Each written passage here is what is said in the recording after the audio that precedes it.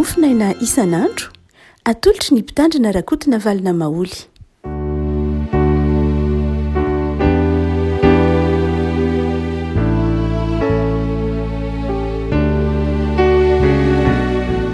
Mifaliana no iarabanantsika hatratra ity zoma fa 5 ny volana oktobra ity. Ny mofinaina voalahatra ho antsika rehefa dia ny taratasy nosoratana ho an'ny Romanina toko voalohany, Romanina toko voalohany 19 ka hatramin'ny 20. Amin'ny anaran'i Jesosy. Voalohany misaotran'Andriamanitra amin'ny alalan'i Jesosy Kristy ny aminareo rehetra, satria efa re erin'izao tontolo izao ny lazan'ny finoanareo. Fa Andriamanitra izay topoiny fanahiky amin'ny filazantsarany zanany no vavolombeloko fa tsy mitsahatra mahatsara anareo ka mandrakariva raha mivavaka dia mangataka fandao mba hisy afahako amin'izao tonga any aminareo raha sitrapon'Andriamanitra. Fa maniry ahita anareo aho hanomezako fahasoavana mpanahy ho anareo mba hampahirizina ianareo.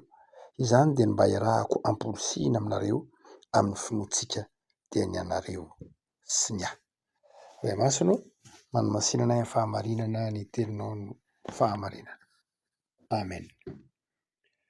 Fantatsika ny lanjan'ny epistily ho an'ny Romanina eo amin'ny fampianaram-pinoana, eo amin'ny fitezam-panahy mpino ary indrindra aza moa eo amin'ny fitorianany filazantsara. Amin'ny lafin'ny fitoriana filazantsara dia matanjaka ny hevitry Paoly. Ao amin'i Jesosy no misy ny famelan-keloka. Ao amin'i Jesosy no misy ny fiainam-baovao. Ao amin'i Jesosy no misy ny fanafahana ny olona ary amin'ny alalan'ny fanahy masina no hananan'ny olona herim-panahy hiaina mampino azy.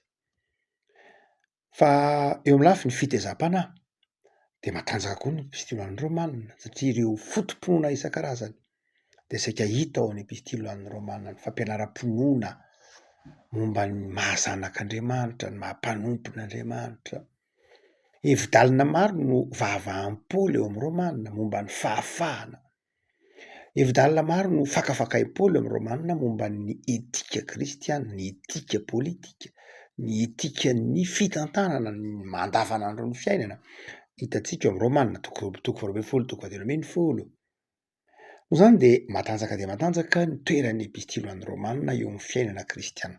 Ary heverina fa tokony ho mahavaky raha kristiana maniry hitombo amin'ny finoana dia tokony nahavaky indroa na intelo ny epistily ho an'ny Romanina. Tsy dia sarotra raha teo ny epistily ho an'ny Romanina, tsy dia sarotra vakiana ny epistily ho an'ny Romanina nefa manan-karena dia manan-karena.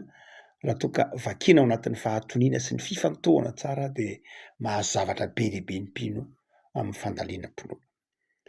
Tsy mahagaga ohatra ka ny epistily ho an'ny Romanina no nakany nipoiran'ny réformation.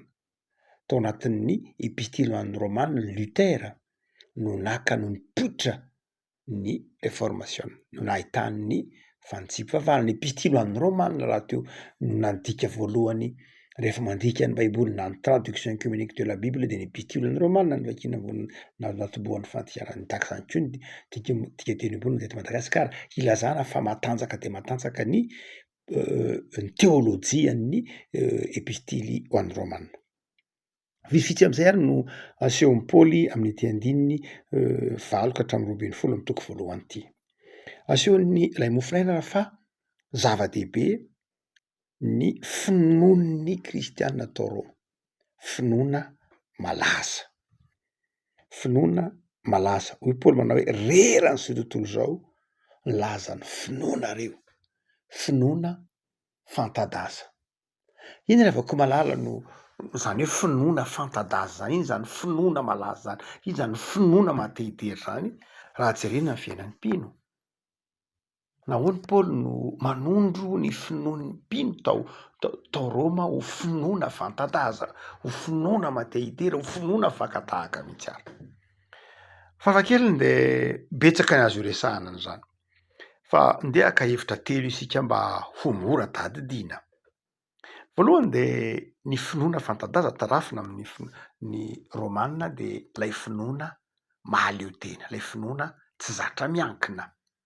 ino hoe finoana mahaleo tena tsy zatra miankina amin'ny ataontsika hoe ny teôlôjia mahazatra talohany ataontsika hoe tamin'ny vanim-potoanany moyen âge haut na bas moyen âge dia ny fampianarana de zao hoe ny finoan'ny olona dia miankina amin'ny finoany lay mpampianatra azy zany hoe amin'ny teôlôjia resantsika io zany raha ohatra ka ny finoanao zany raha be finoana ianao de tsara ina amin'ny fatra ny finoko zay nampianatra anao zay tamin'ny vanim-potoana moyen âge hoe ianao zany raha ohatra ka marina ny zavatra nampianariko anao de marina ianao fa raha sanatria diso ny zavatra nampianarina anao dia tsy diso ianao fa za nampianatra azy ny diso ary dia amin'ny fatran'ny finoko no hitsarana ny finoanao amin'ny zany hoe ilay fampianarana anao dia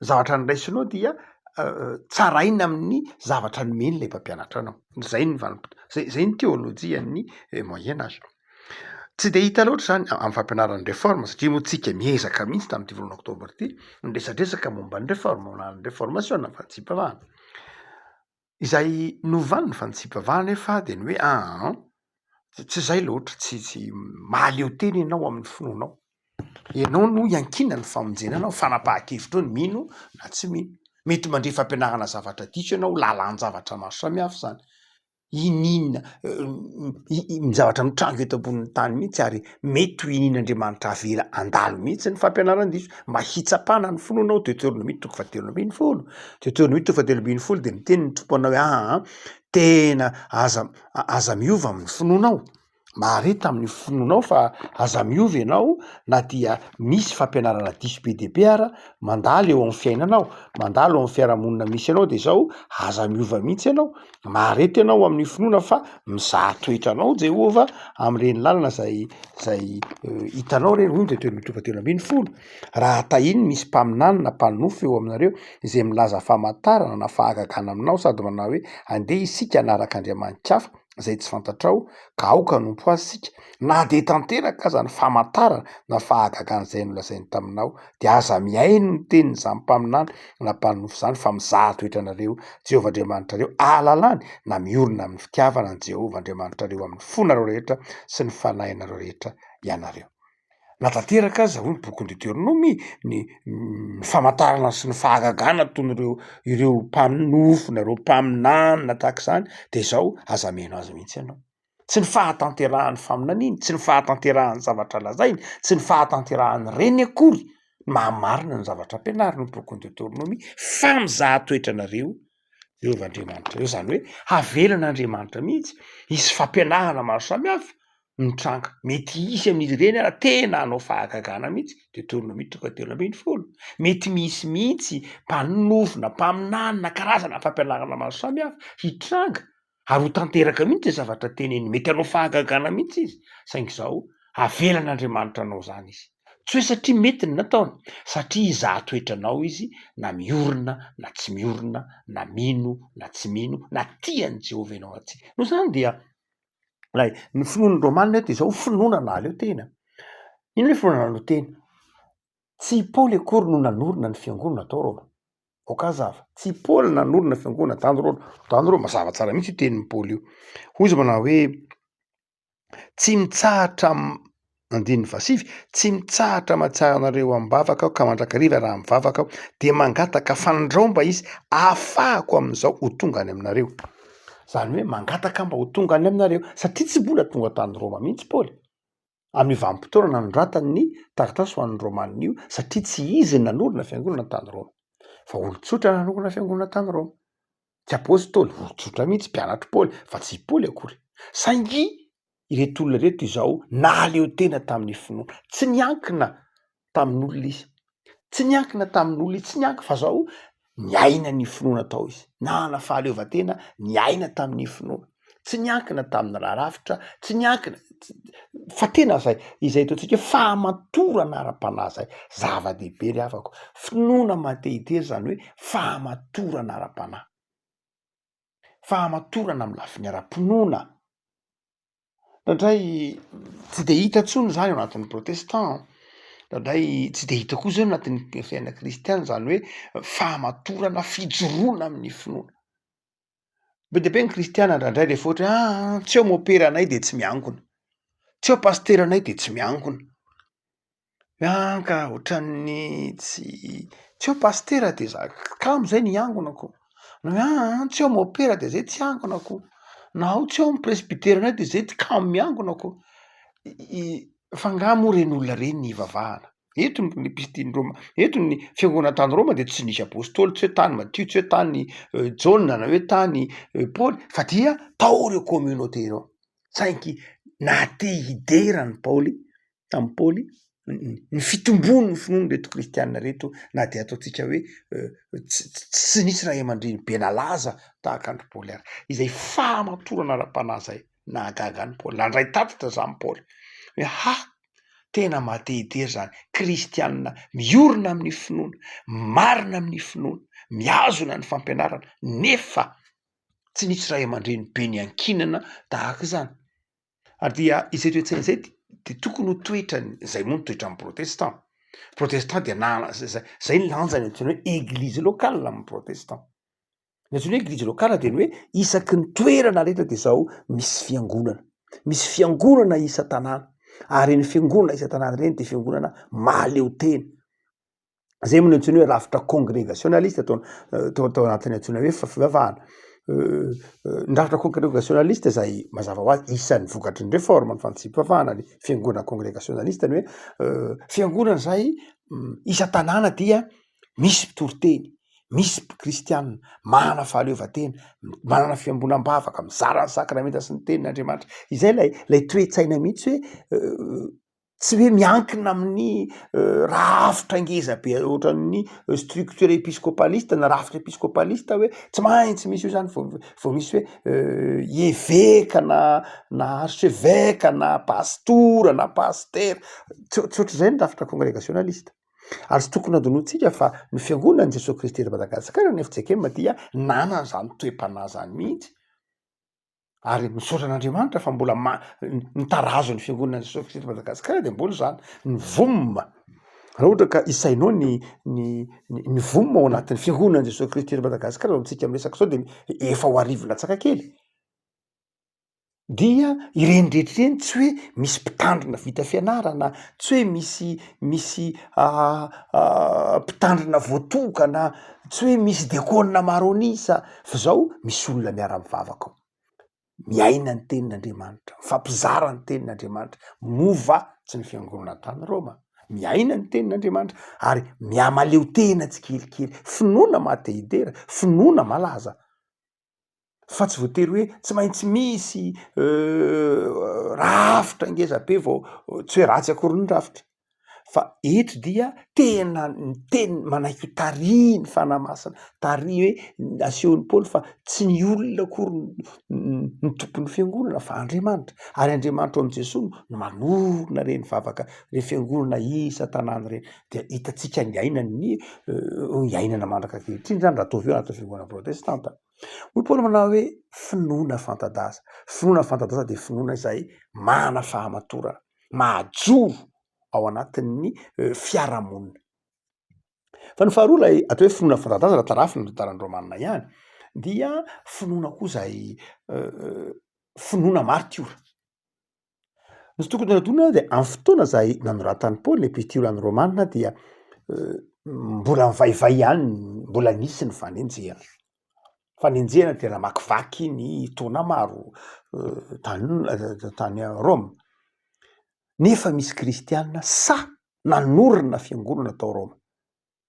Mafy be zany hoe ny foiben'ny fanenjehana vavahana kristianina ny Romanina, tsy tokony adorona fa ny Romanina nanombo an'izao tao amin'ny hazo fijaliana, nanolotra fotsiny Jiosy, fa ny Romanina ny tena nanombo an'izao tao amin'ny hazo fijaliana. Ny hazo fijaliana dia famantarana fomba famonoana fanameloana Romanina nataon'ny Romanina.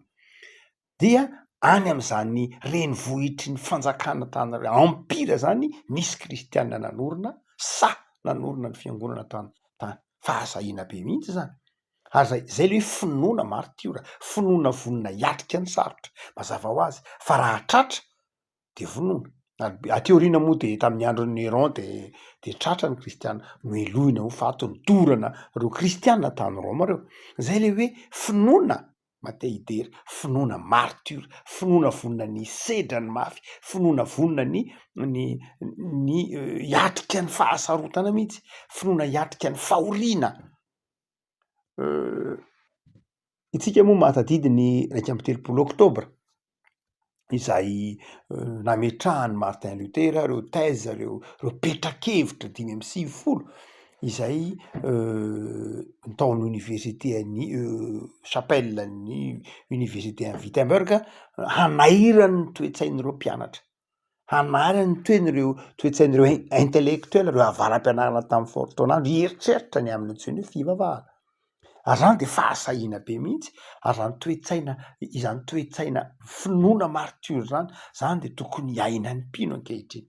Ndraindray ny mpino indrindra ny protestant zay tsarotsika manokana am'ty vanim-potoana ty na ny kristianina katolika koa aza, ndraindray maka volotany am'izao tontolo zao, ndraindray menatra, ndraindray miafina ao ambadiky ny antsoina hoe séparation de l'église et de l'état. Eny marina fa lalàna velona zany any amin'ny tany maro, fa zao ndraindray tsapa mampalemy ny finoana zay, mampalemy ny finoana zay, ary tsapanao fa tao anatin'ny 200 taona ataovy hoe tsy ampy 200 taona, raha ohatra ka miaina mijery ny any France tsika, Desambra, volana Desambra 5 no nivoaka ny lalàna mampisaraka ny fiangonana sy ny fanjakana tany Frantsa, nampiarina teto Madagasikara koa zany, nivoaka teto Madagasikara ny martsa 13 sy 700 martsa 13 no nampiarina teto Madagasikara ny lalàna mampisaraka ny fiangonana sy ny fanjakana, izay noasaraina moa zany sa namboarina taty Madagasikara aty amin'ny taona 10 ambadiky ny taona 12 sy 700 dia izay manao eny an-dalambe nge tsy azo itoriana teny, eny misehatra maro samihafa, ao an-trano fiangonana ihany no mivavaka sy ny sisa rehetra. Tsy hoe diso loatra akory zany, fa izao manjary lasa very le finoana marture ao anatin'ilay kristiana, le finoana vonona hijoro, lasa finoana menatra, lasa finoana sarokenatra, lasa finoana ary de manjary tsy mahajoro. Ary de fantatsika fa tao anatin'ny 100 taona mahery kely, 20 taona de niemotra be ny kristiana tany Europa ohatra, niemotra be satria tsy ao intsony lay finoana marture, lay finoana vonin-kijoro, lay finoana hoe ianao de vavolombeloko na morana ny sarotra. Zay nge nany raha ny tompo atsika, ho vavolombelon'ny tompo. Ary betsaka ny kristiana menatra ny filazantsara, menatra ny atao hoe kristiana, tsy samy joro ny atao hoe kristiana. Ary mampatsiaro ny tenin' Jesosy manao hoe raha menatra io mason'ny olona ianao, teo menatra anao koa ao amin'ny fanjakan'Andriamanitra. Tsy samy joro. Marina fa hoe voenjiky ny lalàna nge zay raha ohatra ka manonona toerana ataovy asa ny Arabia Saodita fiasanatry na ny Irak na ny Koweït na ohatr'izany, zay sarotra de sarotra ny miaina ny maha-kristiana amin'ireny toeran'ireny, tena fantatra mihitsy zany. Fa izao mampahery an'ireny olona reny sika, satria ireny olona reny de be de be ny kristiana miatra ny ady sarotra any, fa isika izay manana fahafahana mivavaka malalaka kanefa mbola tsy manana ny finoana marture, de tokony eritreritra ihany. Ataovy eto Madagasikara, inona manahakana anao tsy hivavaka? Inona manahakana anao tsy mbola malalaka ny fitokiana ny filazantsara? Nahoana ny menatra, nahoana ny tsy mahajoro, nahoana ny tsy mahazara ny tenin'Andriamanitra? Ary betsaka ny olona mitsiritra ke sambatra nareo any Madagasikara, sambatra nareo any Afrika, sambatra nareo any Azia, any faritra sasany maro, mahoana ianareo amin'ny toerana sasany no tsy manararoatra mitory ny filazantsara. Tamin'ny andro missionnaire, ataovy hoe 100 taona amin'izao andro antsika zao, ataovy hoe any amin'ny taona 13 sy 700 fony teraka ny conférence intermissionnaire. Antsoina hoe conférence intermissionnaire dia fiombonan-ben'ireo missionnaire nitory protestante. Misy ona telo luterana, misy ona telo réformé, ary misy ona anglikana. Reo no nameny conférence intermissionnaire izay ameny loharanony pura ny FFPM aty amin'ny taona 1920 sy 1900. Amin'izany taona 13 sy 1900 zany de nanapa-kevitra ny conférence intermissionnaire teto Madagasikara reo missionnaire ireo fikambanam-pandefa missionnaire 7 lehibe niasa teto Madagasikara nanapa-kevitra hoe andao fitaitsika ao anatin'ny taranaka iray ny evangelisation na fitoriana filazantsara Madagasikara. Nanao an'izany fanamby zany nge ny missionna 7 teto Madagasikara. Hotsika hoe ny missionna 3 luteranina, ny missionna norvégianina sy missionna amerikanina anankiroa fe missionna luteranina reo, de ny missionna protestant frantsay, missionna ny frenjy ary ny missionna ny London Missionary Society miaraka tamin'ny Société for the Propagation of Gospel na ny SPG ny anglikana, zay mahavito azy. Reo zany de nanao hoe ela loatra raha mbola andrasantsika amin'ny taranaka ny orina any ny fitoriana filazantsara eto Madagasikara. Tena ambin'ny folo sy sivinjato sy arivo fa andao tsika hanao fandaminana, andao tsika hifampizara andraikitra hoe iza mena varatra, iza mena atsimo, iza mehetsinanana fa aleo fitaitsika ao anatin'ny taranaka iray ny evangelisation à Madagasikara. Ny katolika moa tsy tao anatin'ny conférence intermissionnaire satria nahana fahaleovan-tenany manokana izy, nanana ndrafitra manokana izy. Indrisy anefa firy taona teorintsika zao, 20 taona teorina mbola ny atsasaky ny malagasy tsy vitatsika kristiana. Satria tsy ao le finoana martiora, aiza le finoana martiora vonina hisedra ny sarotra, aiza le finoana martiora mahafoy vola amin'ny karena, aiza le finoana martiora mahafoy fananana, aiza le finoana martiora vonina nisedra ny mafy, aiza le finoana martiora tia namana, aiza le finoana martiora mifikitra amin'ny tompona ao anatin'ny sarotra. De hoy Paoly manao hoe io finoana martiora io finoana vavolombelona io le finoana fantadaza. Egny revako malala ho finoana fantadaza ny finoan'ny kristianina malagasy. Fa ny farany revako malala zay tsy tokony andinoana amin'ny tempo le finoana fantadaza ny romana. Hotsika hoe finoana martiora io zava-dehibe zay. Hotsika koa manao hoe io finoana io de finoana maleo teny io. Fa ny fahatelo de zao io finoana io de finoana izay manova fiarahamonina. Fantatsika ny finoana tao Roma, finoana zay ny kristianina tao Roma dia tany ambolohany de saika ireo mpanompo ny tany ambolohany, fa aveo dia miakatra tsikelikely de nanjary nahatratra ny olona tao amin'ny lapam-panjakana aza tao amin'ny mpiara-miasan'ny amperora tany Roma de tonga kristianina. Ary zay mahatonga amin'ny Paoly miresaka ny politika ao amin'ny Romana 13 momba ny politika, momba ny fahefana, mamelabelatra n'zany ao amin'ny Romana 12 ny etika politika, ny etika kristianina, momba ny hoe aloavy ny hetra, aoka anaiky ny fanjakana lehibe, be de be sy tena satria lay finoana de zao finoana nanova ny fiarahamonina. Zany hoe finoana fantadaza de zao finoana manjary iainana, finoana manjary etika, finoana manjary moral, finoana manova ny toe-tsaim-piarahamonina, zany ny finoana fantadaza. Tsy hoe finoana tsenjery fotsiny na finoana anarany fotsiny na finoana isalorana tahaka ny akanjo, fa finoana tena manova ny fiarahamonina, finoana zay mibaiko ny hetsiky ny olona ao anatin'ny fiarahamonina hatramin'ny ena terineny amin'ny sampy resahan'ny Paoly ange, momba ny fahafahana resahan'ny Paoly ange. Zany hoe finoana izay ny ainan'ny mpino ka natonga amin'ny mpino atsiary hoe izy no fahazavany zao tontolo zao. Le avako finoana fantadaza, finoana manova ny moral n'izao tontolo zao ho tonga moral kristiana. Taraintsika am'izao vanim-potoana ankehitriny raha hoe tena tsisy etika tsony ny olona eto ambonin'ny tany eto Madagasikara, tsisy moral tsony ny olona, tsy mihazona ny teny nomena, tsisy moral, tsy manaja, tsy mahatoky, tsy mifanaja, satria tsy manana ilay finoana fantadaza. Satria finoana fantadaza tsy miorina amin'ny Kristy mety ho finoana mandavanandro hitantsika amin'ny karazam-pivavahana mipoitra etsero, fa ny finoana ny avako malala de zao fantadaza io rehefa miverina ao amin'ny Jesotsika. Anankiray am'izay andy iorenany antsoiny hoe protestantisme, antsoiny hoe solus Christus, Kristy rery ihany, miivo amin'ny Jesosy rery ihany. Ary hitantsika ao amin'ny taratasy ho an'ny Romanina de manamafy an'izany. Ny zavatra rehetra miara-miasa finoana miivo aminay Andriamanitra manana fahefana feno. Amin'ny Paoly de zao, amin'ny Romanina de zao, na inona karazam-pahefana de zao ny fahefana rehetra io Andriamanitra io tompo ny fahefana rehetra amin'ny zavaboary. Ninona de Andriamanitra mitondra sy manapaka azy. Zany ny finoana fantadaza, ny finoana mahatoky an'izany fahefan'Andriamanitra zany. Finoana mahatoky ny fahefan'i Jesosy, finoana mahatoky fa rehefa mandray an'ny tompo miaina ny finoana de manjary manova fiarahamonina. Rehavako malala engan'ny finoantsika ho finoana fanta-daza, ho finoana malaza, tsy finoana ireharehana satria fanta-daza fa finoana hanova ny fiarahamonina, finoana hitondra zava-baovao amin'ny fiarahamonina, ho finoana fanta-daza any tahaka ny finoan'ny Romanina ny finoanao. Ivavakasika Tompo misaotra anao zahay, misaotra noho ny amin'ny soratra masina zay manazava aminay fa azonay trantrariny, azonay iainana, azonay ifaliana ny finoana fanta-daza, tsy ireharehanay fa ifaliana ao aminay. De ataovy miorina, ataovy manana zany finoany maritioro zany zay Tompo, de finoana mahafoy, finoana voninkisedrany mafy, finoana miaina ny filazantsara.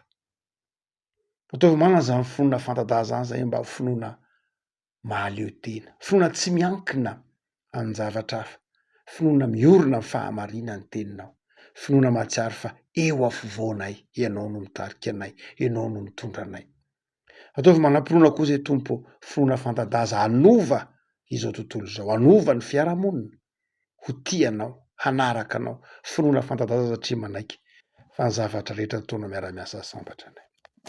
Tompo misaotra noho ny amin'izao somamenao anay zao, misaotra noho ny amin'ny fitahiana atolotra ao anay, misaotra noho ny fahasoavana atolotra ao anay, de tahio Tompo ity tontolo andronay ity, ataovy feno fiadanana sy fifaliana rakofy amin'ny rahanao zahay, mba hitoetra betsaka ty amponay ny fahasoavanao. De jereo Tompo ny fiainana tsiray avy, jereo ireo marary, jereo ireo manana olana, ampahirezo. Zay menao fitahiana kosa ataovy mahay misaotra. Manao ndera sy ny laza Jesosy, fampitero aminay fiadanana. Amen.